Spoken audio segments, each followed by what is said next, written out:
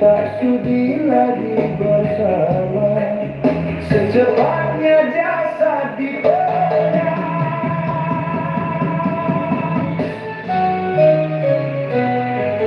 secepatnya jasad dipendam, karena tak lagi dibutuhkan.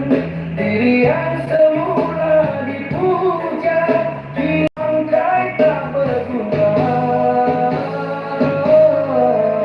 Dari kamar yang indah, kasur empuk di lampu kini harus berpindah, berkubur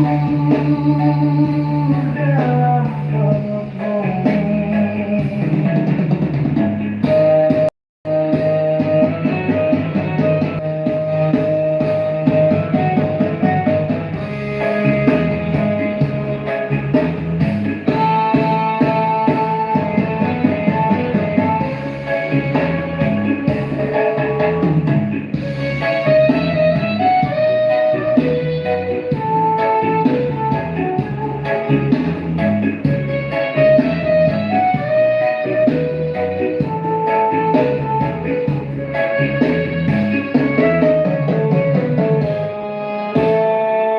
Kalau selama ini diri berhias, lepaskan permata bermandi cahaya.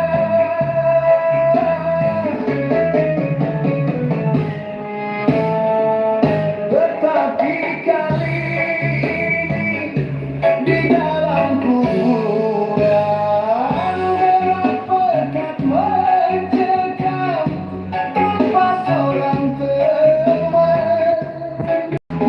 Terputuslah pergaulan,